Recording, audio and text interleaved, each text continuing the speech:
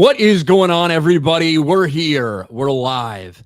And it is a Chicago Bears victory Sunday, ladies and gentlemen, because we are now at the time of the year where NFL, they don't just play on Thursday and on Sunday and on Monday. We also get Saturday games. We've got Christmas games coming up. We've got everything. And the Chicago Bears, and quite frankly, what was a disgusting game. It was a disgusting game from a penalty standpoint. It was a disgusting game in terms of the weather with all the wind going on. It was a disgusting game in terms of injuries on both sides when your top two wide receivers are out for the Bears. Micah Parsons already out for the year, but then Jordan Love decides that he just wants to lower his helmet right into an oncoming rusher and get fucking annihilated. It was a disgusting, nasty game, but the ending was one for the fucking ages. And for the second time in his young career, Caleb Williams defeated the Green Bay Packers 2-2 against the Packers. And just for the record, is an interception in the end zone from what we saw a couple weeks ago and a blocked field goal last year away from being 4-0 against the Packers. So exciting times for me. The Chicago Bears, king in the north, the king in the north, the king in the north. We're running the north right now. Still got a ways to go to secure that. And it is actually it makes me want to throw up that the Chicago Bears are 11-4 and have not yet secured a playoff spot. They could still miss the fucking playoffs if things go poorly, which is kind of crazy. But we will talk about that game. We'll talk about that ending. And we got college football playoff stuff. We had a crazy Thursday night football matchup that completely flipped what we thought was going to be the one seed on its head. So, yes, a lot of crazy stuff going on. Beardo, how are you doing today? I'm whatever. I mean, I wish I could relate to you guys, but I can't. I got nothing good going for me with my sports teams. The Angels stink. The Giants stink. USC didn't make the playoffs. So I'm just gambling so I can just try to maybe feel a little bit, like you guys do. That's it. Well, there's always next year. There's always the next year. And then the next year. But yeah, you guys might have the number one pick, so you never know what could happen. Yeah. Trade it away. We're going to trade it away. Really away. Wants IU's quarterback. Probably not, but the Raiders. Will from Game On. What's up, man? I'm doing good. I just cashed another bet. Ryan, to start the show off, talking about the Bears minus 1,000. Lay a lot of juice, but it was free money. I didn't even ask you what you're going to talk about. So another winner there. Doing good. Crazy games in the NFL so far this week. I mean, that Thursday night football game was an all-timer. Mm-hmm. And then last night, the Bears and Packers, that was fun. But yeah, doing good. Ready to talk some NFL. Yeah, I mean, there's obviously a lot to talk about. And let's talk about that Thursday game first, because that was a game that felt like it was not totally secure for the Rams, but they were acting like it was secure. Oh, yeah. The way they were talking shit on the fucking field, their kind of attitudes, and the Seahawks able to mount this 2-score comeback and put this thing into overtime. Rams score in overtime. Seahawks get the ball back, go for the 2-point conversion, and win the thing. It felt like the Rams were going to be in control of this at the end, and then it kind of all fell apart for them. Sam Darnold again with a couple bad picks, and both of them were almost exactly the same, just disguising coverage, showing one thing before and then changing at the snap. And it felt like it was just going to be another Sam Darnold can't get over this Rams hurdle after losing with Minnesota in the playoffs last year, losing earlier this year. Seemed to be the case, and then all that changed. Puka Nacua had a massive fucking game. Including that touchdown in overtime, which may have been the worst call in history by Al Michaels, which there are a lot now that he's fucking old. He's just fucking lazy and low energy, and you can't even tell someone fucking scored when Al Michaels is on the call. But Shaheed punt return really sparked the comeback, and dude, yeah, it was crazy game. Mm-hmm. I didn't even notice or pay attention to Al Michaels' call on that play, so that's interesting.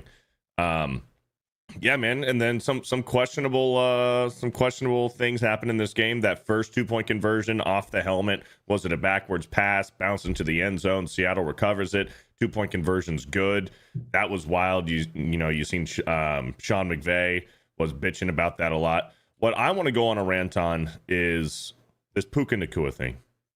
Him getting fined is absolutely fucking ridiculous, in my opinion. Now, I'm not sure, Ryan, if the NFL knows exactly what they're doing or if they're just fucking retards. Because when this happens, when a player does something and whether it's the MLB or the NFL tries to make an example out of them and we're going to fine them, usually their jersey sales skyrocket.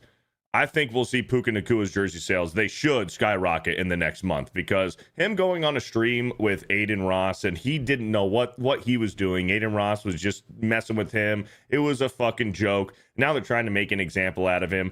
Fuck that. That is so fucking stupid. So all right. I know you're gonna go on your fucking little rant about whatever. No, that's pretty much it. You know why Puka Nacua was fined? He was fined for the same reason that coaches get fined when they walk up to the fucking podium and criticize the officials openly. Right. And that's pretty much the standard fucking thing. Because that's actually what was a big deal out of this. Right. The fucking Jew joke. Aiden Ross is a retard. And quite frankly, NFL teams should stop letting their players fucking bring streamers onto the fucking thing. These fucking people who just want to clip mine, who just want to do that. It's stupid. Right. It's fucking dumb. And Puka had no idea what he was doing. He apologized for that. But the officials was the reason he got fined, because he sat there and he slammed the fucking refs. And do you know why it was probably a no-brainer for them to fine him, and why they might even do more? Because even after this game, he couldn't help himself but publicly tweet about the fucking officials. Right. And, you've got head coach Sean McVay up there, like trying to be like, yeah, he didn't really know, blah, blah, blah. And they're like, well, do you know he just sent a tweet in your fucking locker room criticizing the officials? Right. And look, I that 2-point conversion, to me, I don't understand. I would have to go back and rewatch it, but I swear they fucking blew it dead. So if you blow it dead, it shouldn't matter. It's a mistake. It's fucking done. The truth is, as we've been talking about a long time, the officials are just bad. It's a tough fucking job, and they make a lot of bad calls. I don't know if you guys were watching in the Bears game. Was it in overtime? Maybe DeAndre Swift takes a ball up the middle, gets hit, falls on the ground. Ball flies fucking up in the air, and one ref calls it a fumble immediately. And it's like, man, I could have sworn he was fucking down. You go see the replay. He was as down could be. The motherfucker was laying on his back for 2 seconds before the ball pops out. But this ref didn't have right angle, didn't have this. He fucking calls it a fumble. Thankfully, they fucking congregate and someone's like, no, he's fucking down. The refs are bad. But this is the standard for the NFL when it comes to publicly criticizing officials. Clearly, Puka didn't feel distracted by any of this. He went out and performed like a fucking gamer without Devontae Adams. He did everything he had to do to win this fucking game. And I love Puka Nacua. But when you have these young guys, obviously the message didn't even get fucking through with the fine, because he then goes in the locker room and tweets about it. So, I don't know. I hear what you're saying, though. All the fucking drama was about Puka and the fucking the Jew dance that Aiden Ross was trying to get him to do. And he had no idea what he was doing. He had no idea what he was talking about. He didn't know that it was like a fucking anti-Semitic meme. I was under the impression that's what he got fined for initially. No, he got fined for because the NFL side of that story, which maybe didn't get into all the fucking echo chambers on Twitter and stuff. The fine had nothing to do with that. It had everything to do with the officiating, in the same way that, again, because you see coaches have to walk a line all the time when they're up there when it comes to officials, because they will get fined if they are openly very critical. That's what the fine was for. $25,000. That's like the standard. Yeah. It's different. Those are different than the the behavioral fines, or like the $11,400 for unsportsmanlike conduct bullshit.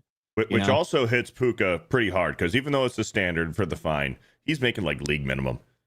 So it's that hits him tough. Yeah. Obviously, lesson not learned because he was in the locker room tweeting after. Yeah. So anyway, Will, what'd you think of the game?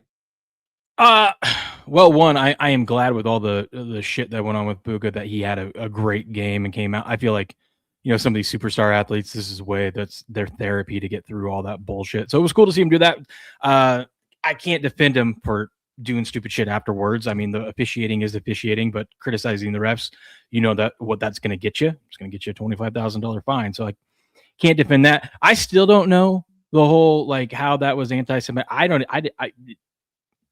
know what the dance is. I mean, no idea either. But I don't even know. So I'm like, this is a story about nothing. Clearly, the guy 95% of people, just normal people that see that, would have no idea what that is. It's only going to be if you're a perpetually online in certain spaces, you'll even have any idea what that is. Yeah, I don't know. It was weird, but I'm not going to make excuses about the refs in this game. The Rams blew this game. They had this one. They blew it. You have a kicker that hasn't missed all season, misses a kick, but it should have never even got to that point. Terrible special teams play by the Rams. But I mean, we got to talk about that a little bit more about that 2-point conversion, because I'm with you, Ryan. Everyone keeps saying, "Oh, but it's clear recovery." I'm like, it's not a clear recovery when it took the guy's 4 yards away from the ball, the whistle's blown, and everyone on the field, it's a spirit of the game. Everyone on that field thought it was a dead ball. Everyone's walking away. Even the guy that picked it up just casually walked over and was like, "Well, I'll grab this." Mm-hmm. I don't know. And the only time you can advance a ball is on a 2-point conversion. That's a weird rule. I don't know why that's a thing. Or advance a fumble, I should say, is on a 2-point conversion like that. But I think it has. Wait, when did that take place? Was that the last 2 minutes of the half or something? Oh yeah. If it's in the last 2 minutes, or if it's a 2-point conversion, is the rule, I believe. Well, I think the reason that you can't advance a fumble in the last 2 minutes is to prevent people from intentionally fumbling. Do you know what I mean? Yeah. Intentionally fumbling, getting the ball up further or whatever. But yeah. So I don't know exactly what you're talking about is not allowed to advance whenever. But I mean, but anyone that looks at that, when the ball, first of all, it was a terrible play call. What are you doing throwing that screen for a 2-point? I don't know, it was weird.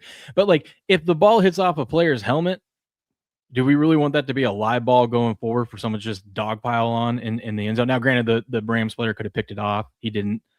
But I don't know. It was weird all around. But Seattle got the win. Rams need to do work on their special teams. They fired their special teams coach, but I mean, pretty tough. They're fat fucking kicker, dude. Every time I see that fucking kicker, man, dude's 5'11", 250. Yeah, but I mean, that dude is a fat piece of shit. Rams have to feel pretty good, though. I mean, it was a tough place to go play. They blew the game, which is not great, but I mean, you did it without Devontae Adams. You lost special teams. You had more turnovers to, it was at 3-0. I think it was 2 or 3-0. Rams got to feel good. They can still win the division. Seahawks, a good win by them. I feel worse. I feel worse for the Seahawks going forward than I did going into this game. They still, I don't think look all that great. But it was a fun game, exciting. And the Rams, I mean, just chalk it up. This season, the Rams lose. If you look at their 4 losses, just the most bizarre losses. You had, that funky game out in Carolina, weather game and whatnot out there. You had the Eagles game this year where they blocked the field goal attempt for the win and then return it to win that game. And then you had that Thursday night. We were all together in Orlando. They had that Thursday night Mac Jones the Niners game. Yeah, the weird losses, but I still think the Rams are the team to beat in the NFC. Yeah. I think so too. And Stafford's playing ridiculous. Played ridiculous in this game too, but not enough somehow, some way, not enough. But then let's get to fucking Eagles, Commanders, whatever. The game was closer than it actually looks on paper, I think. It was until Mariota got injured. Yeah, exactly. And then they bring Josh Johnson in, I think. Josh Johnson, man. Played for about every single NFL team out there in his career. Still doing it. Somebody's only played for one team and will only play for one team, probably Caleb Williams. This game, just fucking a disgusting game. From the beginning until about 4 minutes left. That's what I'll say. Beginning to about 4 minutes left. Packers get the ball first. They drive right down the field, go for it around the 5-yard line on like 4th and goal or something like that. 4th and short. Go for it. Bears stop it. Soldier Field is rocking. Soldier Field atmosphere was crazy last night. I don't think I've ever heard it that loud in my fucking life. Then the Bears get the ball, immediately march down the fucking field, 90-yard drive. But then they have a 4th and 1 of their own. And I love Ben Johnson. He has completely changed this team. I love his offense. I love the things he's able to do. I've had a couple issues with some of the play calls down there, including this one. It felt like they were trying to get way too cute. Caleb Williams goes out, lines up at wide receiver. Kyle Monangai lined up solo backfield. Cole Kmet motions in to do like the tight end quarterback sneak, gets on his toes. They snap the ball between his legs to Kyle Monangai, but it's way over his fucking head. Fumble. Everything falls apart. And at that point, I'm thinking, man, fuck. This could have gone really good. All of a sudden, it goes really bad. And just felt like so many penalties from the Bears. I think some kind of bullshit, a couple bullshit roughing the passers. The one that Jordan Love got concussed on was the right flag. It was 100% roughing the passer. He hit him right in the fucking head with his helmet. But it wasn't a dirty play or anything. I see a bunch of Packers queers out there being like, the Bears play dirty. No, they fucking didn't. I don't know what Austin Booker is supposed to do. He's going in there to rock the fuck out of Jordan Love, and Jordan Love sees him coming and instinctively fucking curls up and ends up with his face right on the fucking helmet of Booker. It's not a dirty play. It is a flag because of the rules, but it's not a dirty play. Malik Willis comes in and looks really fucking solid. Yeah. But, dude, then the fucking Chicago Bears drive down the fucking field with about 4 minutes left, kick a field goal. Cairo Santos, with the wind that was swirling at Soldier Field, some of the field goals he hit were insane. And then we get this, the onside fucking kick. The onside kick, 8% chance. No chance, really. I mean, what's 8 fucking percent? Try the onside kick. It's laying around. Got to pick it up. And it's loose on the ground. Who's going to get it? Spoiler alert, the Bears fucking get the ball back with 2 minutes left. March all the way down the field. Find themselves in a, 4th and 4. 4th and 4, 30 seconds left. How did all of this shit, this is my question, how did all of this stuff play out this way? We just saw 2 weeks ago, the Bears down, had to come up with a couple big-time scores, down 7, right near the fucking goal line, 4th down, and once again, we're in the exact same situation, but this time the result is a little different. Williams, pressure, throwing, corner has a man, it is caught! Touchdown! Just a perfect throw. Undrafted rookie free agent Ja'Day Walker, who made like a really big play in preseason when all the backups were in. It was kind of a big deal, and that's what got him on this fucking team. When Rome Odunze's hurt, Luther Burden's hurt, and you got guys got to fill in, and Caleb with a perfect fucking ball. I thought he overthrew him at first. Like when that ball came out of his hand, I'm like, fuck, he sailed it. I'm like on a 4th and 4, he's like, why are you throwing it out of the end zone, man? At least try to make a play. And that dude just fucking snagged it out of midair, man. What an incredible play. Just because it was kind of an all-out blitz, and Caleb just drifted a little bit. And I'm thinking to myself, fuck, don't drift. Like, stand there and strike it, because I thought it was going to be a play over the middle or whatever. I think of the same thing when I saw that ball floating. Yep, but it turns out it was just a perfect fucking pass to the pylon. And a huge moment. Overtime, man. That one was nice. Yep. Oh, yeah. And then overtime comes. The Bears get a 4th down stop and get the ball back. Run a couple plays. All you need's a fucking field goal. It's overtime. But instead, we decided, how about a little walk-off? Get your 3 tight end package in here. Oh, I'm just sure they're just gonna run it up the fucking middle again. DJ Moore out there. Look at these fucking safeties. These fucking greedy ass safeties, right? Within 10 yards of the line of scrimmage, because they see that big 3 tight end package. well, why don't we just run a little fucking deep action here? On the fake, Williams looking downfield, launching downfield, going for it all. It is caught. Bears win it. Walk off fucking touchdown, bro. Mm-hmm.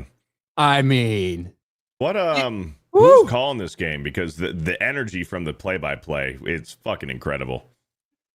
it was Kevin Burkhardt and Tom Brady. And Tom, there you go. Yeah. Tom was there. You could hear Tom, it was a very typical Tom on the onside kick where he's just like, ah!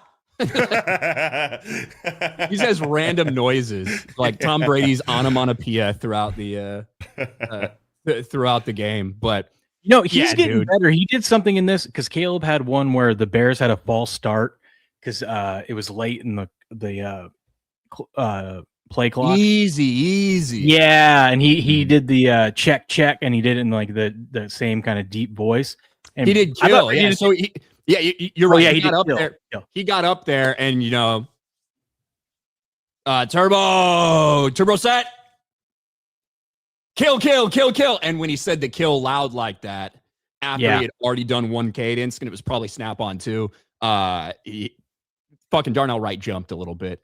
So many penalties, dude. It was disgusting in this game, the penalties. It pissed me off. But I thought Brady did a good job explaining that, though, of like, hey, this is why you want to go easy, like a different cadence, and, especially late in the play clock like that. So he's getting better as an announcer. Yeah, I like Tom Brady on the call.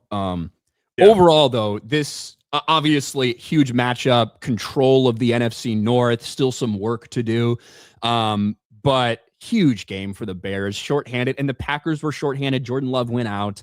It was a weird, crazy game, but these are the games that this team continues to fucking win. 6 games like this, 6 fourth quarter overtime come up from behind victories in the last couple minutes. It's crazy, dude. And I'm just along for the fucking ride. This is all icing on top of the cake because I did not expect my Chicago Bears to be here. I thought maybe if we were lucky, we'd get a chance at a playoff spot this year. I didn't think we'd be 11-4. Not in my fucking life. And it's awesome. As someone who has 10 whole American dollars on the Bears and Patriots making it to the Super Bowl, I was a little disappointed last night with the Bears until they came around and won this game. Now I'm all back on board with the Bears because it's going to happen. Bears, Patriots, Super Bowl, Beardo. All right. I'm into those more obscure Super Bowls. That's what true football fans want to see. Obviously, first off, they want to see their team. But if it's not going to be their team, you don't want the same old fucking, oh, yeah, it's going to be the Chiefs and the Eagles or the Chiefs and the 49ers. We want something weird. We want to see Jacksonville and Detroit. True football fans want to see weird Super Bowls. So I'd be okay with the Bears-Patriots Super Bowl. I mean, that's a fucking rematch, bro. That's a rematch from 80-5. Yeah, most people don't remember that because the Patriots didn't even fucking show up to the game. Will, I wasn't even alive. Yeah. You weren't. I wasn't alive either.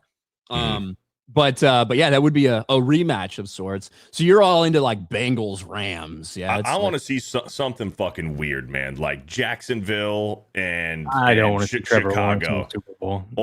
or the Colts with old man Phillip Rivers and throw in whoever. I want to see something fucking weird. I mean, I wanted to see the Lions last year. You know what I mean? Right. Yeah.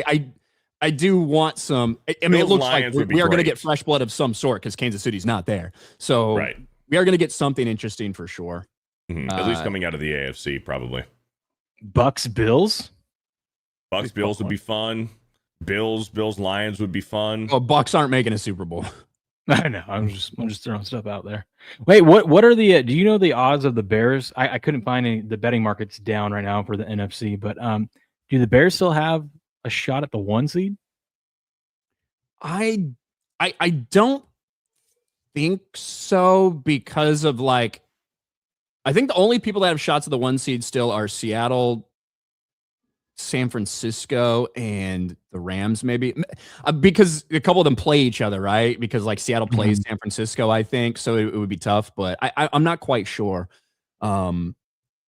There might be some way that it happens, but it would have to be a lot of things go the right way. And look, the Bears have not secured a playoff spot yet. They're playing San Francisco in Santa Clara next week. That is going to be a huge fucking game. And then they play Detroit at Soldier Field after getting shellacked by Detroit early on. And there is a scenario in which the Bears lose to San Francisco, Detroit wins its next couple games, and then Detroit beats Chicago at Soldier Field, and Detroit could still win the NFC North, I think. And because of the tiebreaker over the Bears with the same record, and the Bears might miss the playoffs in that situation. There's only 3 teams that have secured a playoff spot. Denver. A lot would have to go a certain way. Denver secured 4 after last night. Yes, 4. Yeah. The Seahawks, the Eagles, and the Rams are all secured. The Eagles already won the division. They're going to be the first back-to-back NFC East champions in like fucking 20 years. Yeah. So for the Bears to get the 1 seed, from what I'm looking at, I didn't look this up, but I'm just looking at the standings. They would need to win out, which would be a win over San Francisco, and then Seattle would have to lose out. Well, no, they would need San Francisco to beat Seattle in Week 18, and then they would need the Rams to lose one of their last 2 games. Which that's possible then. Yeah. Oh, we got a special appearance. We got a special appearance for some reason. Why Jeremy's is he here. Ryan being happy is the weirdest thing ever. But for some reason, I'm pulling for the Bears every week because it's something we've never seen. Ryan in a good mood. I even texted him last night during that game. It's so weird. So, I wasn't very happy when you text me, though. I know you weren't. You're like, this fucking game sucks. Yeah. It's sloppy. I'm like, dude, this is entertaining when you don't have a vested interest. Like, because I just wanted to see a good kind of crazy football game. And that was like, you got the division, leaders. It's cold weather.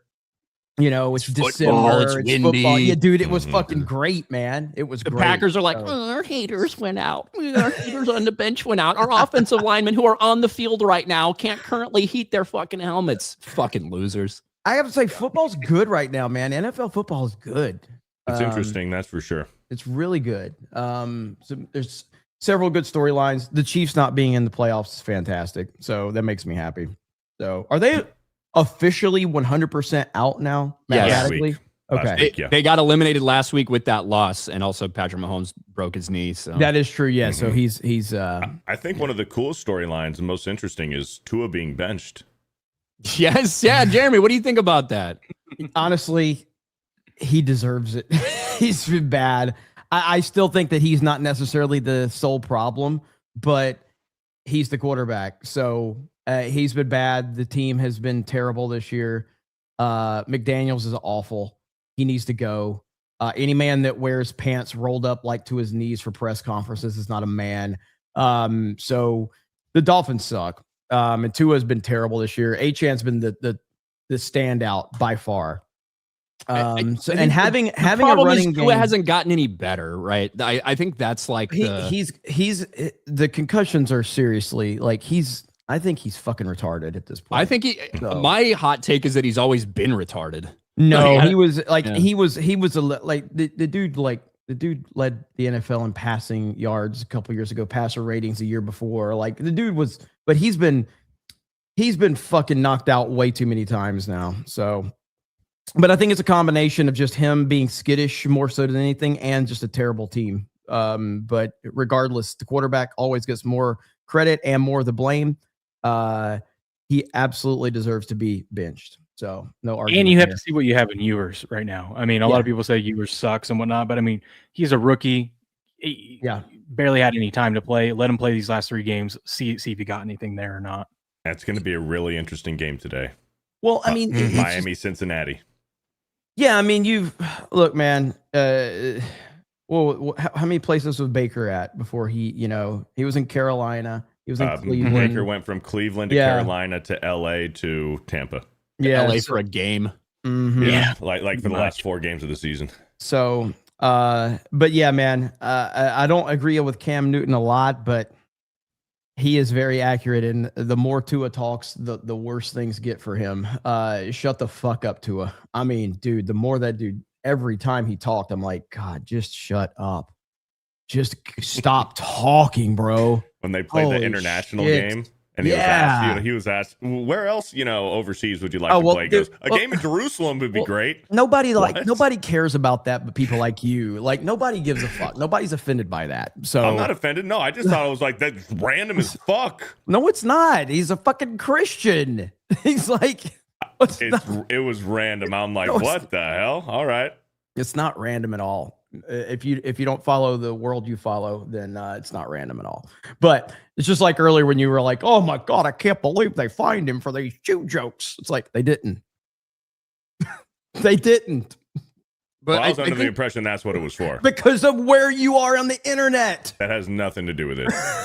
That has absolutely nothing to do with it. Saying Jerusalem makes sense as based on his faith. It's it. Makes sense. I think that when you look at Tua and when you look, I don't know what Miami does because there's so much money that they're going to owe him. And I don't know if there's any takers for him. And obviously, like, so much more goes into playing quarterback in the NFL than, hey, can you make this throw? Right? It's about all the stuff that happens before the fucking snap. It's about identifying coverages, identifying blitzes, adjusting protection, knowing what's going to match up and what isn't, making those calls. And then when the defense changes and disguises what they're doing, making those adjustments. And I just don't think Tua is able to do any of that. And if we're 6 years in, I don't think he ever will be. So I don't know what they do with that fucking money because no one's going to take any of it on. It's not that bad. I mean, well, it's not bad. It's bad for next year. The year after, it's not bad. So if they cut him post June 1st this offseason, they can spread it over the next 2 seasons. And it's a $53 million cap hit, which isn't great. But I mean, we saw with the Broncos and Russell Wilson, that was 80-something million, I believe.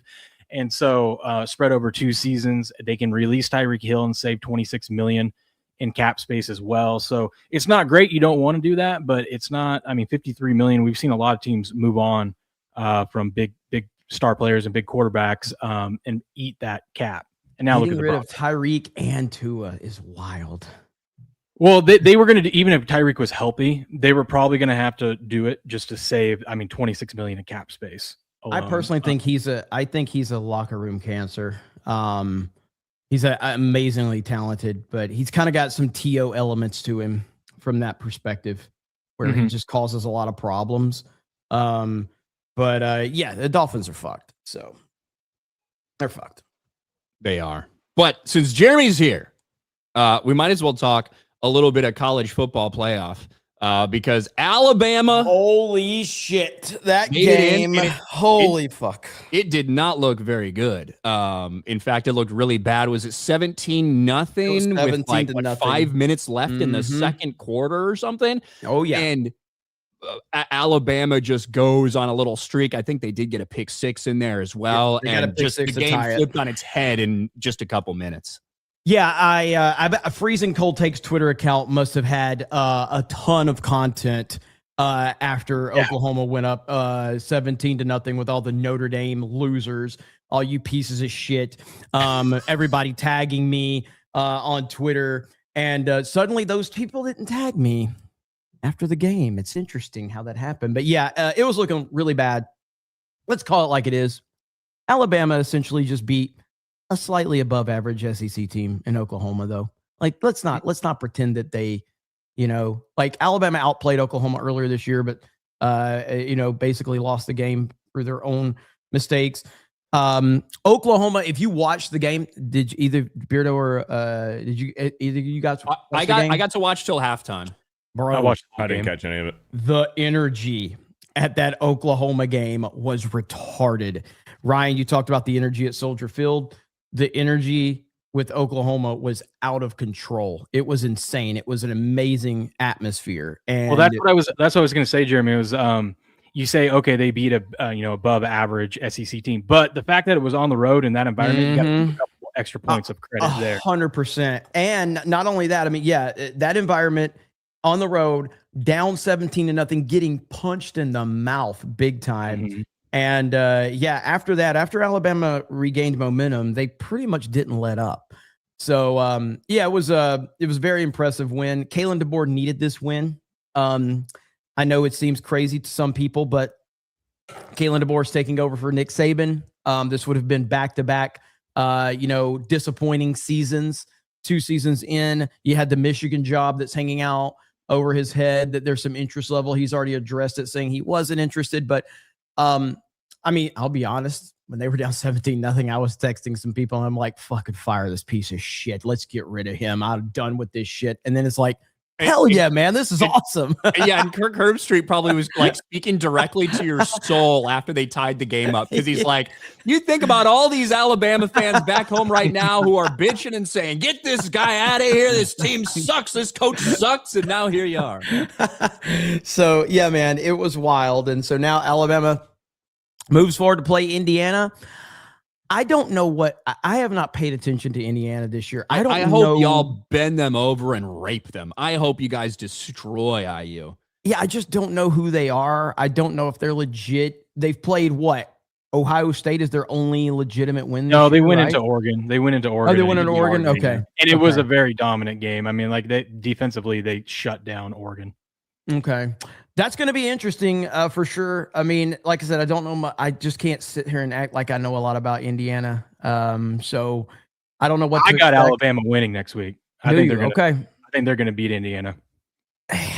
Dude, man, if Alabama goes on this run, it will be pretty crazy. So yeah, I mean, the college football playoffs overall is very interesting. You've got Ole Miss without Lane Kiffin. Of course, they played Tulane. Freaking blowout. A rematch against Tulane, which is terrible. Yes. It'd be one thing if it's a rematch of like a close game, but it was a rematch of a one-sided game.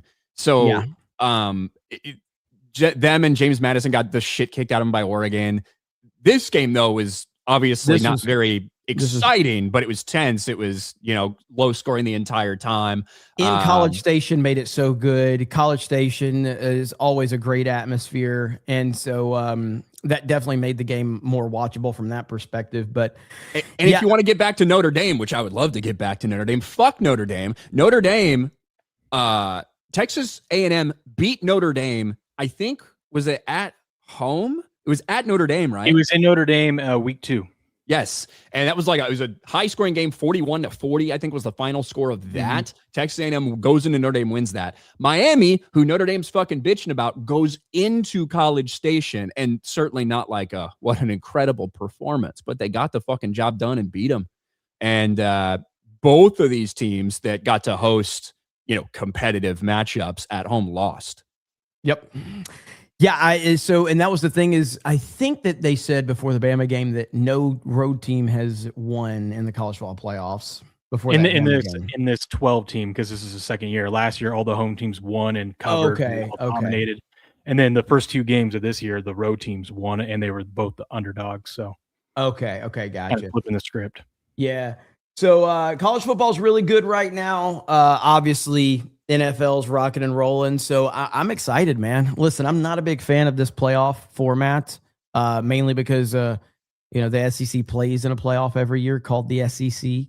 And then you've got places like Tulane, James Madison getting in. The fuck out of here, man. I'm tired of everyone bitching about that. I agree. Listen, I agree. They shouldn't be in. Everyone knows BYU, Notre Dame's better than both those teams, but that's not the rules that was set up for the playoffs. This is why they're in. I'm tired of seeing everyone online are like, Notre Dame would beat both these teams. They should be in. I'm like, I get it. Yes. Well, first of all, fuck Notre Dame. Yeah. Fuck Notre Dame too. Notre Dame needed to be left out based off these rules. But the rules are a group of 5 gets in, and the ACC wasn't good enough, so we got 2 of them in. That's on the ACC. Guess what? Hey, Notre Dame, if you would have joined a fucking conference like, I don't know, the ACC, you would have been in. You would have been in, you stupid, miserable, pretentious fucks. Fuck Notre Dame. Those other teams, they're not the ones that got chosen over Notre Dame. You're right, Will. It was Miami. Miami was the team that got chosen over Notre Dame. And guess what? They beat the team that Notre Dame lost. Are we all in agreement on the panel that fuck Notre Dame? Beardo, are you fuck Notre Dame? He's a USC fan. Fuck Notre Dame. Yeah, fuck Notre Dame. Dude, see, it's the one unifying thing on the internet. And what's most frustrating is now that next year there's going to be a rule that if Notre Dame is in the top 12, no matter what, that they get a spot. What? Because of what happened. Yeah. Hold on. It's not because of what happened. They were already planning on to do that for next year. It was already in the fucking bylaws for next year, basically. Okay. Yes. So it was not because they missed out, but it was already something that Notre Dame had been worried about. Yeah.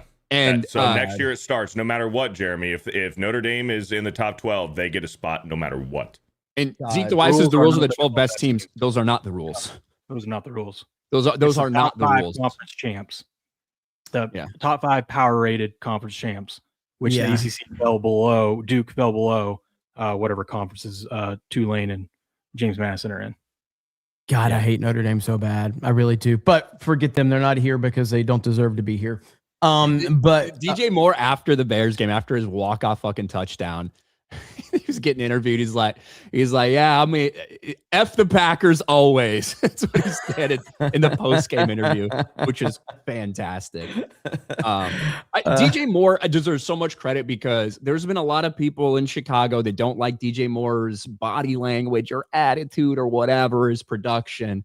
And it's like, DJ Moore is such an interesting wide receiver because what he excels at are contested catches, which is strange for his build. He's not the tall guy that you would normally think of like that, but that's what he's very good at. He's not the best route runner. He's not the best at separating, even though he is fast.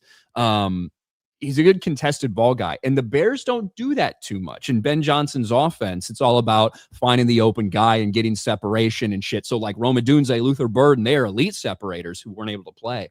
And DJ stepped up the past 2 weeks. He stepped up in such a big way. And I fucking love that. Dude's great. He's great for the city of Chicago. He's their Walter Payton Man of the Year winner, all of that stuff. So big shout out to DJ Moore for cutting out the noise and just going to work every fucking day. So do you have the remainder brackets for college football? So it's Texas Tech and Oregon. That's going to be a hell of a game. Yeah, so you got Texas Tech and Oregon. You got Alabama, Indiana, Ole Miss, Georgia, which I think is very interesting because of the lack of Lane Kiffin. That's going to be an interesting one. And Ohio State and Miami. So these are some really good, interesting matchups. So I know a lot of people are against NIL and these teams buying players and whatnot, but I'm a fan of it because that's how we got this Tech team. This Tech team was the best team money can buy. That defense is so legit. I can't wait to see Oregon's offense and that defense. I mean, Tech, I think could win the whole thing with that just based off of their defense alone. You know who I'm rooting for in this last little fucking group? I'm rooting for Ole Miss. I knew you were going to. I would love the story if Lane Kiffin abandons them and they fucking rally together and it would be cool. Win. That'd be really cool. I don't think it's going to happen, but I would. That's who I'm going to be rooting for. Yeah, I'll be honest. Outside of obviously Alabama, I would like to see Ole Miss win it, dude. That would be a hell of a story right there. the committee's rooting for Alabama Miami championship. Yeah, say they got it right. Yep. Yeah, I mean, these are good. These are all good matchups. There's interesting storylines within all of them. So, yeah, I mean, college football, as much as I don't really care for the playoff system, it's working out to be very good to give us great games. So, let's ignore those 2 terrible games we had yesterday. But yes. Yeah. But we were watching NFL. To your point earlier about the road teams not winning, last year all the teams that had first round buys lost. So it's going to be interesting to see what happens this year. It's almost like the bye hurts you because everyone gets a warm-up game beforehand. I would argue, though, it's not good to be the 1 seed in this college football playoff bracket because I think Indiana has a tougher path than Ohio State. And I think they should change the rules of it being like the NFL where like Indiana should be playing Miami this weekend. Yeah, instead of doing the bracket like March Madness where it doesn't matter, you're just matched up against whoever advances. That's how most professional systems do it. You will get the reseeding, right? So it'll be, for instance, Ohio State, the 2 seed is playing Miami, the 10, the lowest remaining seed, whereas IU's playing Alabama, who's ranked 9. So that's what you're suggesting, Will, is reseed things. Flip it, yeah, and that'd be more fair for getting the 1 seed. Instead, Ohio State gets an easier path now. One of the problems is, I think one of the ways they set these things up is to avoid rematches as early as they possibly can. You know what I mean? So it's one of the things they structure out when they seed it and where they put people, because Do we think that, we had the question whether Ohio State was going to be 2 or 3 after their performance against IU, and it was obviously a close game. I don't think anybody's mad about them being 2, but you could justify Georgia being there. Yeah. But I don't think the committee wanted to do that, because if they wanted that rematch to happen, they wanted it to be at the very fucking end for the national championship. So that would throw all their shit in the way. It still would be with the reseeding and whatnot, because they're 1 and 2. So, Hey, can I say at the beginning of the show, when you guys were all like excited and Beardo was like, man, I got nothing going on. And I kind of felt bad for him, because the Giants, like in the middle of the season, y'all had so much going on with personalities. There was excitement. There was excitement, man. I legitimately I was like, damn, man, Beardo's loving this shit, man. And then For Cam about went 3 down. weeks. Yeah. On my show this morning, I had to step away, so I threw it to Beardo. I go, hey, the Giant game, Beardo, talk about the Giants. And I threw it to him, and he goes, yeah, the Giants suck. They're going to lose. And that's like all he had. I was like, okay, thanks, man. I need you to fill time for me. Yeah. The Giants really did have something special there for a few weeks. I was like, dude, they got so much personality. There's chemistry. By something special, it's like Jackson Dart looks really fucking cool. And it was Cam great, Scadaboo is like gay and has CTE or whatever. And it's like, yeah, this is awesome. And you got Jameis Winston eating dubs. Like, it was great, man. So I thought it was cool, but it didn't last for a little bit. For a little bit there. Jeremy, I didn't expect you to be on the show, but since you are here, Greg Biffle. Yeah. Oh man. I didn't know y'all was talking about that. So yeah, I mean, it is in the title, Greg Biffle okay. Tragedy. So obviously for people that don't know, 2 days ago, I think there was it was awful, man. There was a plane crash. Apparently they had to make an emergency landing. They're still looking into what exactly happened to lead to it. But Greg Biffle, his wife, his kids, and a couple other people were on that plane. NASCAR driver, Greg Biffle. And everybody died. It was really bad if you see the footage. It was his own personal private. It was his personal was he piloting it? I think they're still investigating to figure it out. I don't know for sure. I've heard reports that he was piloting it, but I don't know for sure. I've heard reports that he was. So yeah, okay. So Greg Biffle, NASCAR driver. I've been following Greg Biffle for ever and a day. I was never a fan of Greg Biffle, but like I didn't hate him either. He just was, he was a good guy though, and he was a Truck Series champion. He was a Busch Series champion. He won a lot of races in NASCAR. Drove for Jack Roush, and the craziest thing about this whole story is that Greg Biffle actually went out of his way to do so much for people. He was very instrumental in helping families when the North Carolina hurricane disaster a couple of years ago. He went out of his way and did a lot. He was, Christian, conservative, patriot, loved America, and having him and his entire family, his beautiful family, die in a plane crash it's one of those things, man. It's like when the Kobe thing happened, it's just like, how do you make sense of this type of stuff, man? Like the whole family, for a guy that was doing good in the world and helping people. And then there's this YouTuber goes by the name of Cletus McFarland. A lot of people know his name's Garrett Mitchell. He's a huge following. He's got like 5 million subscribers. He's involved with NASCAR. He actually, the person that confirmed it, because he said, unfortunately, I have to confirm that Greg Biffle and his family died in a plane crash today. I know because they were on their way to see me. Wow. So they were on their way to see Garrett Mitchell. And he, along with Greg Biffle, was instrumental in this whole North Carolina thing. If Garrett Mitchell / Cletus McFarland, he is a helicopter pilot. He was there doing all this effort to help these families. So yeah, it's just it's one of those stories. I haven't been able to sleep just thinking about it. Your whole family, it makes you question everything, man. You're doing all this good in the world. And the reports are that the wife had sent a text message to the mother or mother-in-law and said, we're in trouble. Because there was like emergency landing, I think, was a text that got sent. Yeah. A lot of information still coming out about it, obviously. But, I saw, from what I saw, it looked like they took off and then they made an emergency turnaround and they were heading back. and they crashed on the landing. And yeah, just an awful story. Rest in peace to Greg Biffle and his whole family. And yeah, I don't know what to make of it, man. It's been a very confusing situation when you hear something like that. The whole family caught up in it. Man. It's awful, man. And then not only that, but I think there was a 20-year-old kid and 2 other adults on the plane as well. So I think 7 people in total died. And it's just something that it will be impossible to wrap my head around for the rest of time. So it's shaken the whole entire sports world, and a lot of people in the humanitarian world and politics, all of that. He was kind of involved in a lot of different circles, but he was not a controversial guy at all.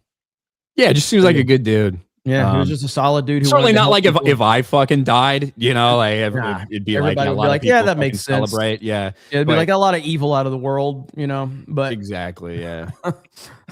We've concluded that you won't get me a lot of super chats when you die, but I don't think so. Not particularly. Leave it to us to come up with a horrible joke to top off the tragic situation. Oh yeah, that's what we do. That's what we do. That's what we do. I mean, yeah, I really hate it though. I'm paying respect to Greg Biffle for what a good guy he is, because he's way better than me. Yeah, solid dude, man. So anyway, RIP to Biffle and his family. And I've heard a lot of rumors, which again I can't confirm nothing, but apparently like Garrett Mitchell / Cletus McFarland, who's a good dude, by the way, too. Apparently, from what I hear, he's offering to pay for everything, for like funeral, helping out his extended family, doing everything he can. That's what I hear. And that's much in line with Garrett Mitchell, with the type of person he is. And so at least people are seeing, the good in people like him, because that guy's helped a lot of people. Garrett Mitchell has. So he's a good dude. RIP Greg Biffle. Yeah, RIP Greg Biffle. Let's catch up on some super chats, guys. Metal Slave drops 50 gifted memberships. Let's go. 50. 5-0. Big shout out to Metal Slave. Thank you very much. Turn in the chat green. Shout out Metal Slave. You love to see it. Hey, can I give a shout out to our Rumble? Sports Wars has passed Geeks and Gamers. Sports Wars on Rumble now has more followers than Geeks and Gamers. How do we get up? What we just? I don't know. I don't know. It was from last night. So yesterday, their big fight, they had a bunch of new users and new premium signups because of that Andrew Tate fight. And like my account went up 4,000 new followers, like a ton of sporting accounts, because you had a lot more sports fans joining Rumble. That's crazy. We gained 10,000 followers between Monday and today, and we didn't do anything. So that's awesome. But yeah, shout out Sports Wars. Can we get one of those little fucking statues for this channel, Jeremy? Yeah. I think we can. Well, I don't know how happy they are with me as of lately, because I've been bitching about them so much, but we'll see. I'll be honest. So I have Andrew Tate's name muted on Twitter. Mm-hmm. I didn't know he was fighting until last night during Cobra Cast, because I was talking about Jake Paul. I was talking about Jake Paul. And they're like, Jake Paul. That fight. They're like, Jake Paul and Andrew Tate, lost. I'm like, wait a minute, Andrew Tate fought? And I was like, wow, this just shows you the power of muted words on Twitter. Because I just had no clue that he was fighting. None. So clearly you weren't on Rumble this last week, because it was plastered everywhere on there too. Yeah. Because I guess it was exclusive on there, right? Yeah. Rumble Premium. Mm-hmm. And Jake Paul gets his jaw broken by Anthony Joshua. I watched that fight. So everybody loved to see that shit. Yep. Look, man, say what you want about Jake Paul, man. He is a hell of a marketing genius. Oh yeah. And he is self-aware. The dude got into the ring with a guy that was going to beat his ass, and he knew it. And he hung for 5 rounds? 6 rounds. 6 rounds, but really he fell apart in the 3rd round, 4th round. He was falling apart. It was bad. He was falling on the ground. He was falling on the ground, grabbing his leg. It was bad. I think that, I think we all know how these Jake Paul matches go, right? That there's some semblance of this is probably the way that they've planned it and everything. So I could Anthony Joshua have taken him down a couple rounds earlier? Probably. Yeah. But I look, he took shots. You can't say he didn't take shots. You can't say those hits weren't real. Motherfucker broke his jaw, right? Oh, yeah. But they need one of these. They need one of these to get people to think that, well, it's not just rigged for Jake Paul every time. So they go ahead. Oh, and credit to Paul. We all grew up with the the theory of, hey, would you get in the ring with Mike Tyson for $5 million, right? Yeah. Well, Paul went in and did it. You know what I mean? He got paid handsomely. He actually went in and lived it and said, yeah, I'll take all that money to get my jaw broke. So credit to him. Yeah. That Tyson fight was pretty embarrassing. Oh, it was bad. But Anthony Joshua admitted himself that he hasn't been in the ring in 15 months. So he was a little rusty.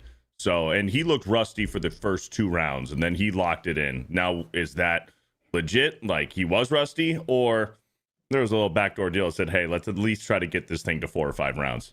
Well, and also, the last thing Anthony Joshua wants to do is go in there, make one little mistake, and catch a hand just the right way, because that would be the most embarrassing thing that could possibly happen to him. So makes sense to be a little bit cautious. Especially when he's in the business, he wants to fight Tyson Fury or Usyk again.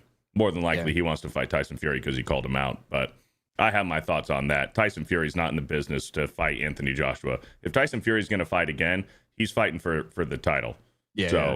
But again, Usyk, who had beaten Tyson Fury twice now, he shouldn't be in the business to fight Tyson Fury again. Why would he? He beat him twice. So it's going to be interesting what happens in that heavyweight division in the next couple of months. Speaking of Rumble, shout out to our Rumble audience over there. KW for $10 says, sorry, boys, can't tune in today. I've got to go see a girl about a thing. Have a good show. Love y'all. Fuck Bama. I'm okay with that. Jose Contreras with the updated standings. Last week, Ryan 11-5, Will 11-5, Beardo 8-8. What? Overall on the season, Beardo 123-91-1, Will 141-73-1, me 144-70-1. Beardo, you're 20 games off. Hey, listen, I got 3 more weeks to catch up. That's the spirit. That's the spirit. I'm doing a lot better than I did last year. At least I'm above 500, man. Zenny Biscuit 5. Merry Christmas, y'all, and God bless Greg Biffle and his family. Absolutely. Thank you, Zenny Biscuit. Taker 5. Now Ryan's definitely going to be way too happy for FML tomorrow. Chicago and Seattle with improbable comeback wins in the same week. Well, how about that? Yeah, it is very improbable. And what the heck, Will? You told me this morning that I had my best week, that I beat you this week in picks.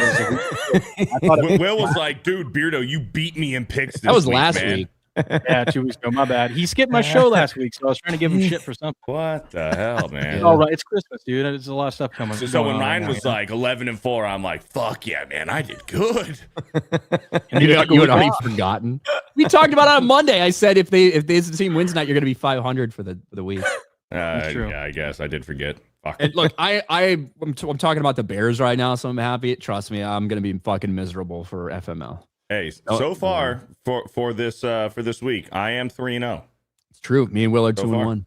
Yeah. Alex Arrowcade, Packers and Jags will win. Meta PC, RK Outpost, Beardo.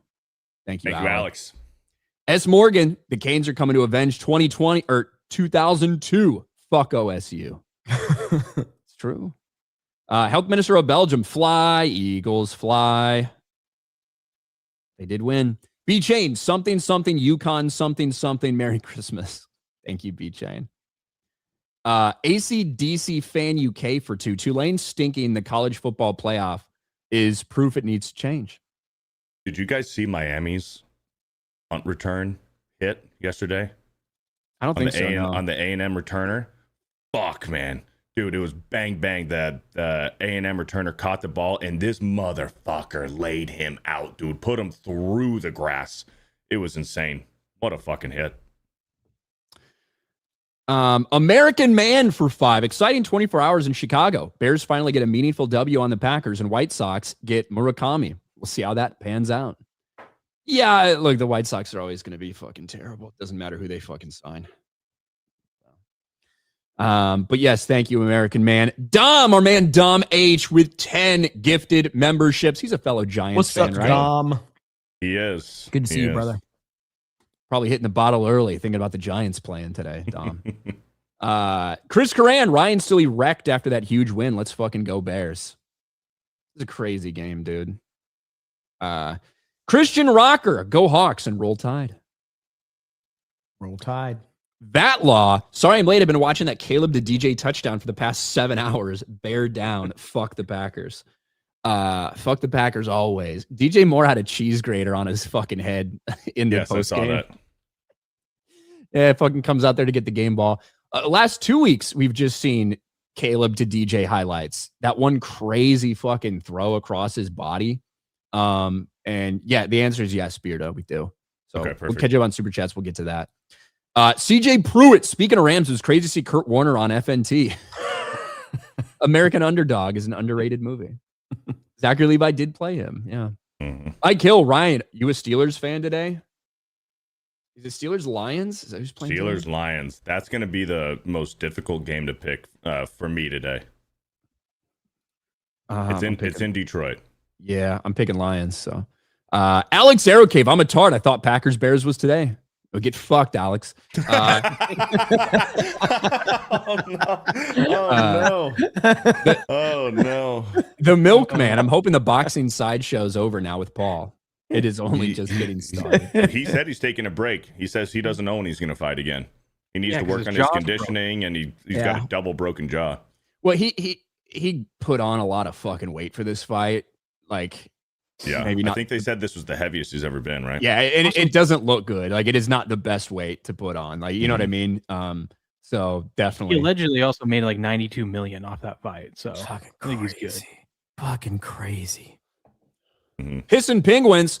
What's up, Sports Wars? Hey, Ryan and Will. Must feel nice having hope in your teams. The great Mike Tomlin keeping the tradition of barely finishing 500. First round exit, per usual. Hashtag the Steeler way. Sideless. Packers have done the same to my Lions. In their mind, if Bears or Lions beat them, it's because they cheated or are dirty. They're like Michigan fans. Well, everybody that got beat by Michigan in a certain period of time thinks that about Michigan. So, Bearded Sports Psych, channeling my inner Ryan and hate watched OU and Aggies lost after their Texas trash talk. First 2 college football playoff home teams to lose. And Muchamp's back. Hook 'em. Thanks, Bearded Sports Psych.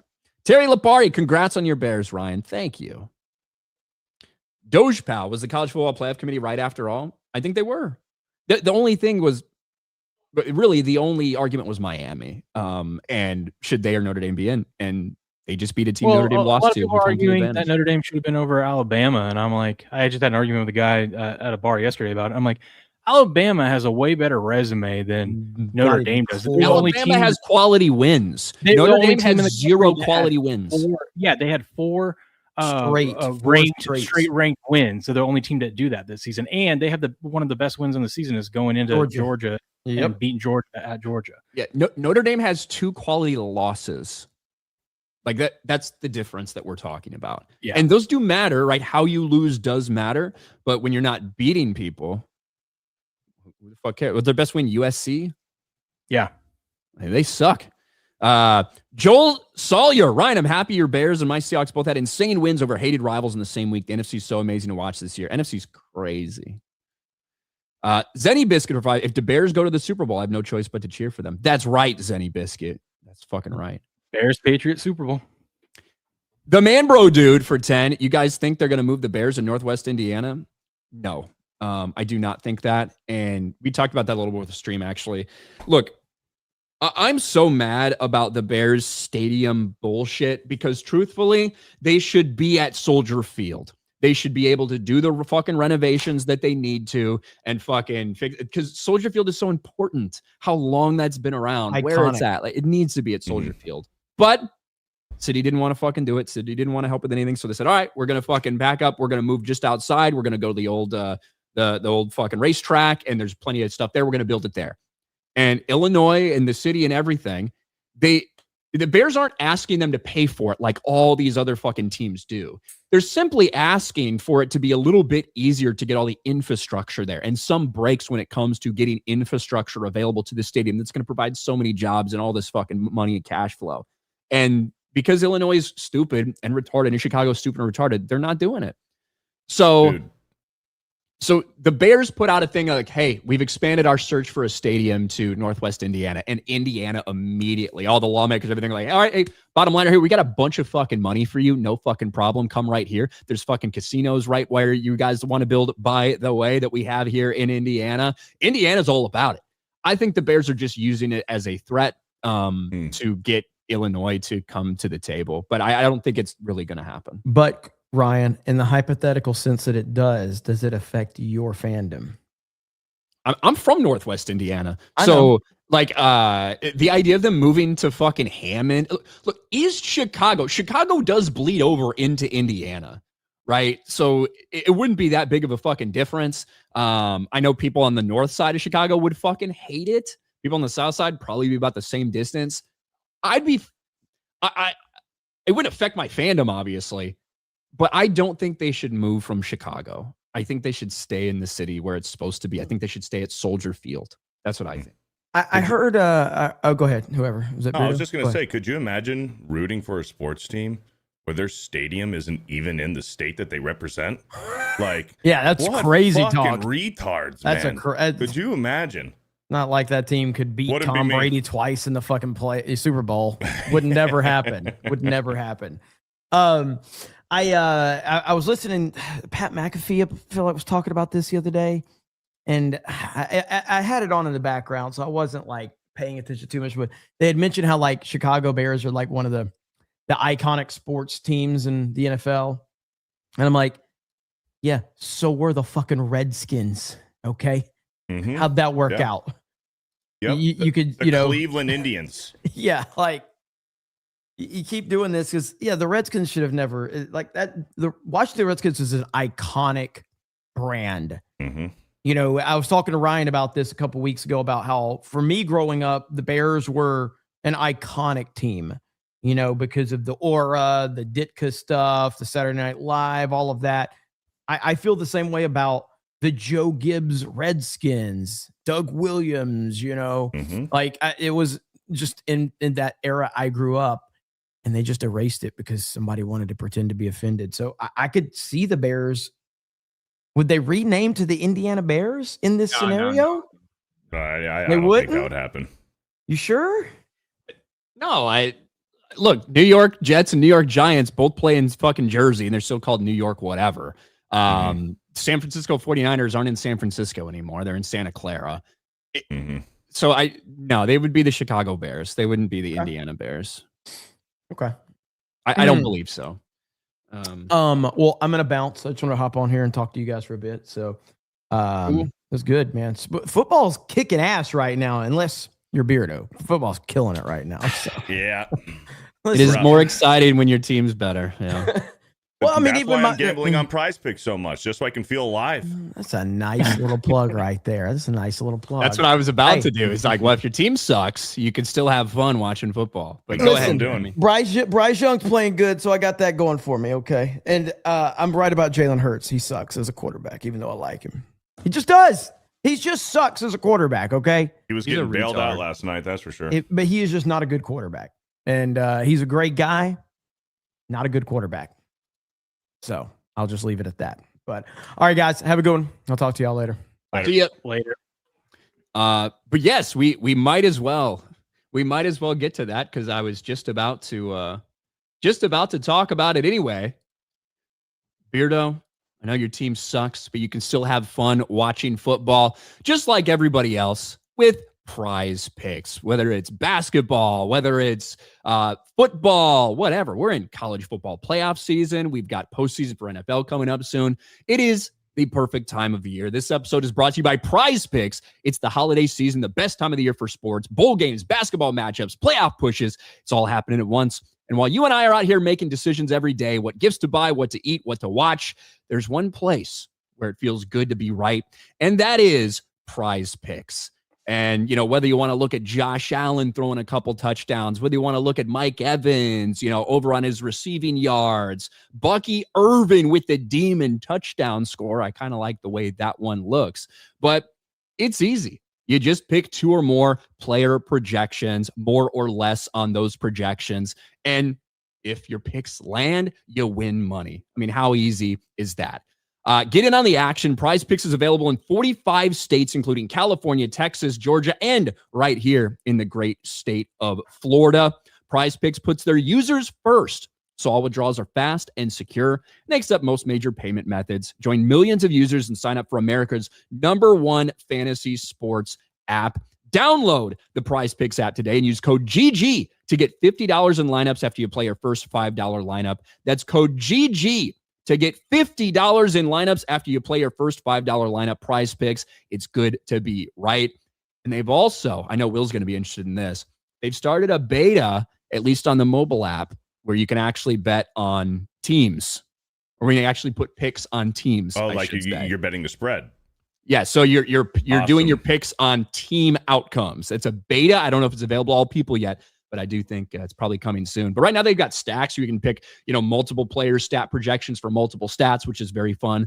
But yeah, Beardo, what do you got for Prize Picks today? I got 4 power plays on Prize Picks. You want me to give them all right now? Oh yeah, let's do it. Here we go. 4 power plays. I put a 20 spot on all of them. I got Josh Allen, more than 1.5 touchdowns. That's a demon. Justin Jefferson, more than a touchdown. And Tony Pollard, more than 2 touchdowns. $20 pays out $560. I got a little 5-legger power play. Josh Allen, interception. JJ McCarthy, this is a whole interception. 5-legger, all interceptions. Josh Allen, interception. JJ McCarthy, interception. Gardner Minshew, interception. Bo Nix and Trevor Lawrence, interceptions. $20 pays out $390. Here's a 3-legger. This is all passing yards. Jackson Dart, more than 225 passing yards. Jacoby Brissett, more than 255 passing yards.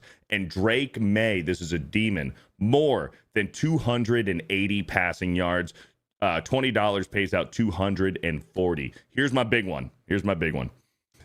This is all anytime touchdown. Theo Johnson, anytime touchdown. Sean Tucker for the Bucks, a little sneaky guy right there. Sean Tucker for the Bucks, anytime touchdown. Trevor Lawrence, rushing touchdown. $20 pays out $700. So let's go. That's what I'm playing today. There you go. So shout out Prize Picks. Go check them out, guys. But we're running late. This episode's already gone we're almost up against it. Games are about to start, so we better get to these before they actually fucking start. Bills, Browns. Bills going into Cleveland. This Cleveland defense plays pretty well at home. I do have the Bills winning this game, but I think that Myles Garrett gets at least a sack. At least a sack to tie the record.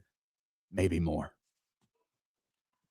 I don't think that Myles Garrett's going to break that record today. I do think he can get a sack on Josh Allen. It's going to be cold there in Cleveland. I got the Bills, and I think the Bills might be able to cover that 10.5 points. I mean, this is a Browns team with Shedeur Sanders. They do not trust this guy. They don't trust him on the goal line. They don't trust him on 2-point conversion attempts. They always take him out of the game, and they run the Wildcat when they get down there in scoring position. I think the Browns are trying to fucking lose, and this is the Bills' year. This is the Bills' year without Patrick Mahomes, without Joe Burrow, and likely without Lamar Jackson in the playoffs. This is the Bills' time right now. So give me the Bills today. The Bills 2 weeks ago had to do a second-half comeback against the Bengals out in cold weather. Then they had to go on the road last week against the Patriots. Come back, big second-half comeback out in the cold as well. Now they're going out in the cold again. I think it does, that cold weather, playing in cold, really cold weather like that 3 weeks in a row, does eventually wear on the body. So I do think the Browns keep this close, but I will take the Bills to win. Yeah, the 2-touchdown projection for Prize Picks, like you were talking about, it's going to be interesting because the Browns have they have the best, basically, pass defense in the NFL. You wouldn't have known that if you'd watched Caleb Williams against them last week, but they do. Their pass rush and their back end coverage pretty fucking good usually. So we'll see. We'll see what Josh can do out there. Mm-hmm. Chargers Cowboys. This is one of the toughest games for me to pick this week.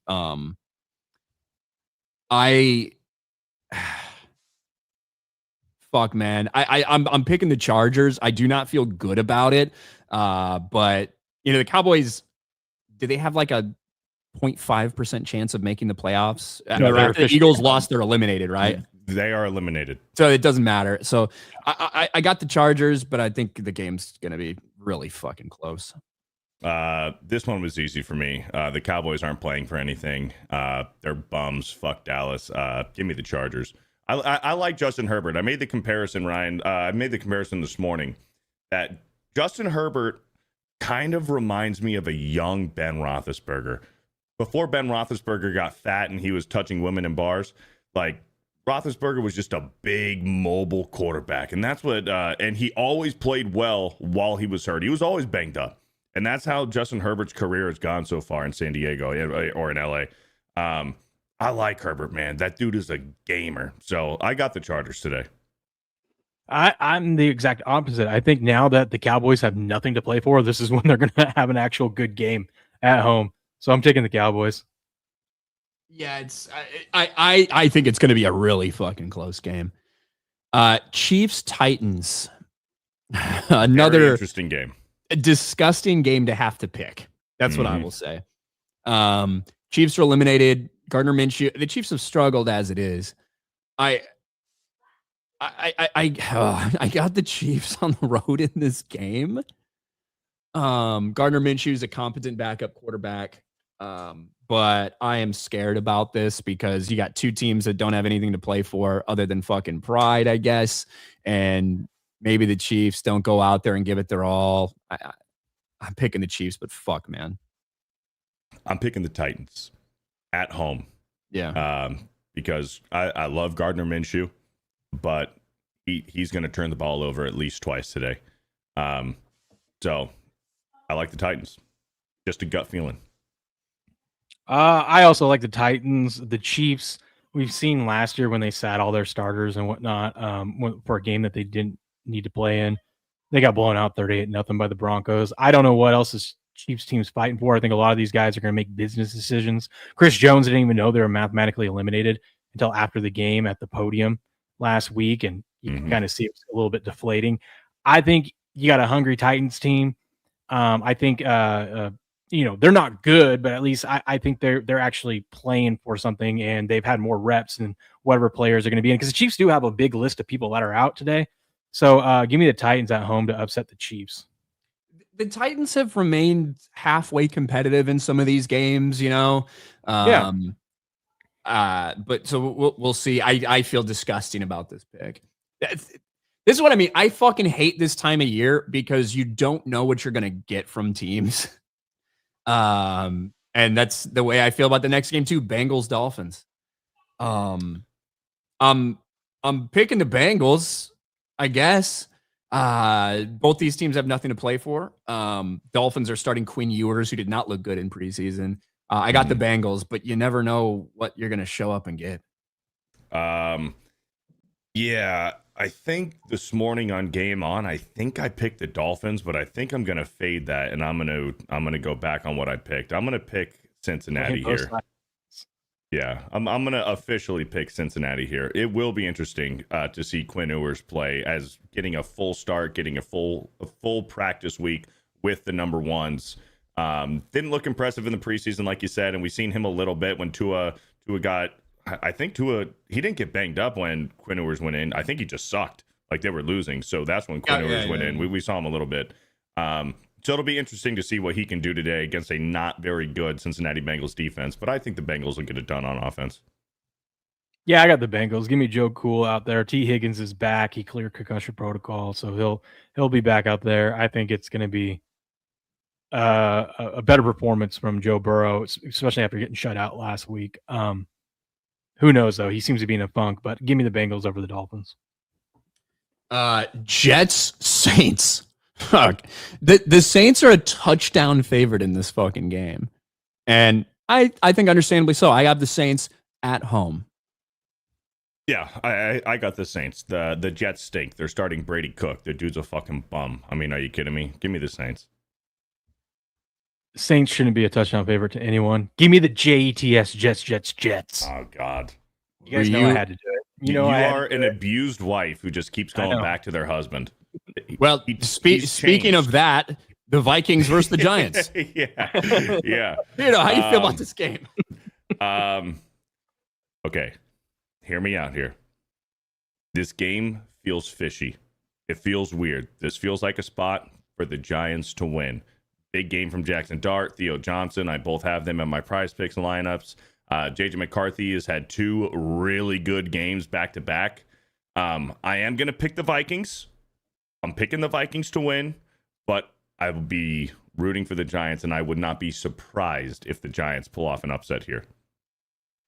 I got the Vikings in the game. I think that defense is going to give the Giants some problems. I don't think JJ McCarthy is going to, do anything necessarily special. I think he'll play fine. He'll throw a pick. He'll have a pick and 2 touchdowns. I do have him for a pick today. Yeah, it's like a typical JJ McCarthy game. I think he's going to throw for 200 yards, 2 touchdowns, and a pick. I got the Vikings. I think it's a JJ game. I mean, he's due. He's kind of had a terrible season. And that's Justin Jefferson, of course. I think he gets a couple touchdowns today. Give me the Vikings. Yeah, there you go. Rough for Justin Jefferson, who we always see all those projections of this many things before this, the first receiver to hit this, the first receiver to hit this touchdown or this yards, and now it's like, fuck, bro. I have a lot of prize picks props in that game. I got Justin Jefferson for a touchdown, JJ McCarthy for a pick, Jackson Dart for more than 230 passing yards, and a Theo Johnson anytime touchdown. So that'll be an exciting game to watch. You're telling me it's going to be 9-6? Maybe. Maybe. Bucks Panthers. This is a huge fucking game, dude. And yes, I don't know if Tampa Bay should be fucking favored. I really don't. I don't know. I'm picking the Bucks in this game because I refuse to believe that even banged up, fucked up shoulder and all, Baker Mayfield, Mike Evans will be playing, Bucky Irving will be playing, at least as far as I know, unless somebody got scratched late. God, it scares me, but I am picking the Buccaneers. I'm picking the Bucks too. The Bucks struggle in Carolina, but you know what that means, Ryan? They're due. They're due. This is a must win for Tampa Bay. And I got Sean Tucker anytime touchdown. Give me the Bucks. I don't feel good about it. No, I don't feel good about it because the Bucks do struggle, and even Brady struggled in Carolina when he was on the Bucks. I just think the Tampa Bay has to turn around at some point. So give me the Bucks today. Yeah, it's almost like it's not even just about this game. It's just about the story. It's like there's no way they can't win this game. They have to win this game. So I'm going to pick them, even if it's maybe not the right thing to do. Yeah. Jags Broncos. This is, to me, I think probably this might be one of the games of the week right here. I agree. Jags going up to play the Broncos, undefeated at home. They're only a couple losses on the year by kind of weird, fluky things for the Broncos anyway. They've won in a couple, crazy ways as well. But until the Broncos give me something to not believe in them, I'm going to pick them. Just like I picked them against the Packers last week. So I got the Broncos.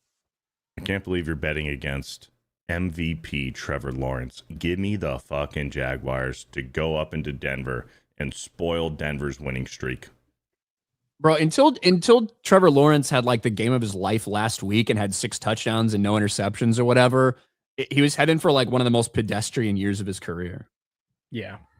Or just he was like 30th in QBR, and all he needed was to get Travis Hunter off of the field. True. Give me the Broncos. So, all right. So you're on Jags, Beardo? I'm on Jacksonville, yeah. All right. Falcons, Cardinals. Dude. Horrible. The games are awful. They're awful. It's that time of year, man. I tried to explain this to somebody when it came down to picking these games near the end of the season and how difficult it gets. I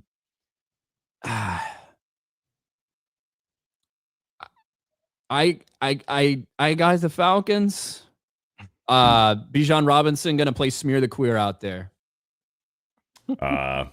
Arizona. Give me Atlanta. Steelers Lions, big fucking game at 425. I got the Lions in the game at home. This is a must win for the Lions. And yeah, I mean, it means a lot to the Steelers, obviously, fucking too. They're sitting there at 8-6. But I got the Lions. This one is the most difficult game for me to pick this week. Because I can see this going either way. I can see the Lions just, falling apart on offense against Pittsburgh, because they have had those type of games where they just can't get anything going. Or it's a game where Jahmyr Gibbs has like fucking 250 rushing yards and 3 touchdowns. So I'm going to pick the Lions, but I don't feel great about it. Dan Gamble off a loss is 14-1 ATS with this Lions team. That means he's due for a loss. Give me the Steelers. No TJ Watt, right? Still He's still collapsed lung. Yeah. Yeah, we'll see.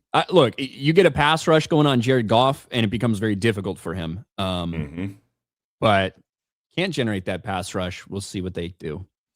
Texans and the Raiders.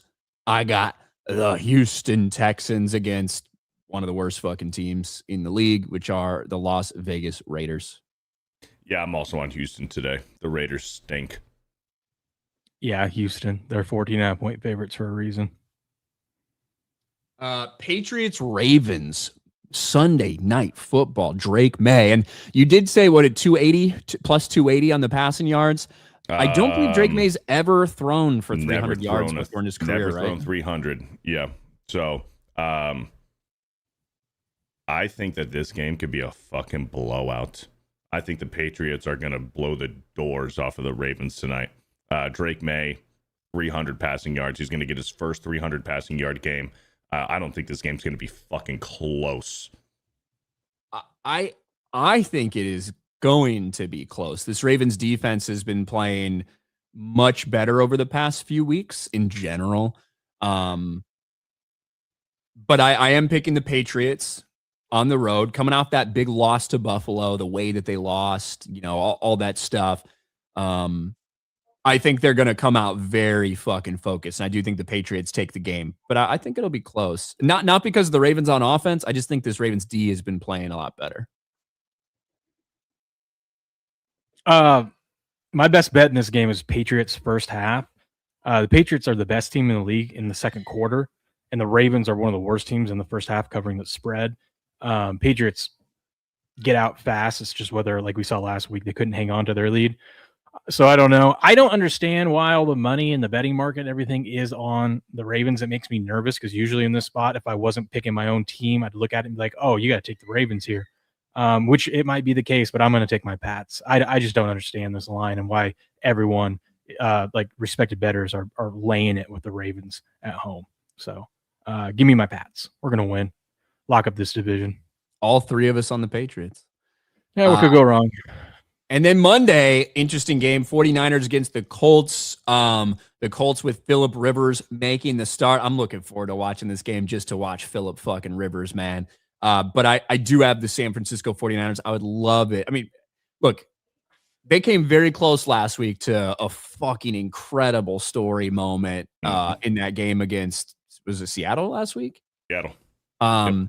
And I'd love to see it happen, especially against the Niners, but I do have to pick the Niners. Yeah, I'm going with the Colts. I'm going with the story. So, the Colts do match up well in the trenches on the Niners here, but I think with how Phillip Rivers' arms looks, I think the Niners defense, even though it is banged up and they should be able to move the ball in it, if he tries to throw it, I think they're going to be cheating up and bait him into certain things. I got to think Salah's got a game plan for Phillip Rivers, so I'm going to go with the Niners in this one. Niners still have a chance of the 1 seed, by the way. I think, yeah, they do. I do think, and they control their destiny, basically, for that 1 seed. I do think that we're going to see more action downfield from Phillip Rivers in this game than we saw in the first one, with so little fucking practice, not playing for 5 years. They kept it very limited. Which it's not like Phil, I don't expect him to throw a 50-yard fucking bomb. I don't know if he could ever throw 50 yards. But I'm convinced I might be able to throw further with my left hand today than Phillip Rivers can throw with his right. But I do think we're going to see more stuff downfield from him, just with a little bit more time and a little bit more familiarity. So we'll see. ACDC Fan UK. I fancy Bama over Indiana. Big game experience. I fancy him too because fuck the Hoosiers. Bearded Sports Psych. I think, hold on. Need Texas Tech to get blown out. Too many of their fans trash talking Texas. Tech fans will be more unbearable than IU fans. Beardo, wear a Tech hat. Send me one. I wear 7.5. Wolfsbane, off topic. What do you guys think of giving an automatic playoff spot to fix the basketball in-season tournament? At worst, 8 seed, at best, 3 seed. I think the tournament is fine the way it is, I guess. I don't know if I like giving a playoff spot to a team that just happens to go on a good 5-game run in the regular season. I don't know if I like that. The NBA Cup doesn't need to exist, but I don't think it's damaging in any way. It's probably helping a little bit, but they can leave it the way it is. It's fine with me. You see the cool courts, I guess. You know, that's the highlight. Over on Rumble, Gabriel Knight says for $2, "Duh Bears." Kenny Curvecock for 2 on Rumble. Caleb Williams is so much better when he puts in work and passion to read defenses instead of peckers. Thank you. Ryan, a lot, bro. I have so much confidence in Caleb Williams. Not that I think he's going to deliver every single time, but I know that we're going to be in it and that he's not going to be shook. Fucking Iceman, bro. That is Caleb Williams. Yeah. I seen him play in college, man. He was the same way in college, in person, dude. The fucking Iceman. Bro, there is I think it's on Instagram, so I'm not going to pull it up right now, but there's a clip out there of Caleb, drifting away from the pass rush, throwing that ball, fucking moving the wrong way, just on a fucking line to DJ Moore. And as soon as he throws the fucking ball and is watching the air, he just puts his fucking hands in his little pocket, his hand warmer in front of him, just hands in his pockets watching the ball because he knows it's perfect. And it just fucking lands. Iceman. It was fucking amazing. We said that one. Clint Matthews. Maybe we can't do all the things. Or maybe we can't do the things Greg Biffle did for others, but we should all try to do some good where we can. Let's try to fill the void. R.I.P. Well, thank you for that nice message, Clint. Well said. Dr. Gordo, Merry Christmas to you in the chat. Thank you. Thank you. Merry Christmas. American Man, well, with my Cowboys out, I'm rooting for the Rams now. And the 2 ones we got from Green Bay, I feel pretty good about the future. Go Cowboys. Yeah, that trade looks better. No. Newerest for 2. Beardo is so hot right now. Yeah, my picks have been great. Joe Man, what up, fellas? Congrats on that wild win, Ryan. I think we have a decent chance after losing Milton Williams. That run defense has gotten a lot worse. Also, 11 carries, 100 yards from washed Henry Beardo. It's true. Yeah. That happened last game. He didn't You're score like, a no touchdown, touchdowns, though. He didn't score a touchdown. Washed. Yep. Didn't score a touchdown. All right, guys. That's all we got for you. We went a little over, which is my apologies. Games have already kicked off probably. So, Beardo, what do you got going on, man? Just watching football, man. I might do some video games later tonight, but football during the day. There you go. What about Will? Where can people find you? I'll be live tomorrow morning, maybe even tonight to recap the games. We'll see, but definitely tomorrow morning for the usual show over at Game On Show on Rumble or at GameOn_picks here on YouTube. There you go. Thank you guys for being here. Thanks, Jeremy, for joining us as well to talk a little bit of college football and stuff. But yeah, that's it for us. Thanks for being here. Go fucking Bears. Fuck the Packers. Bye, everybody.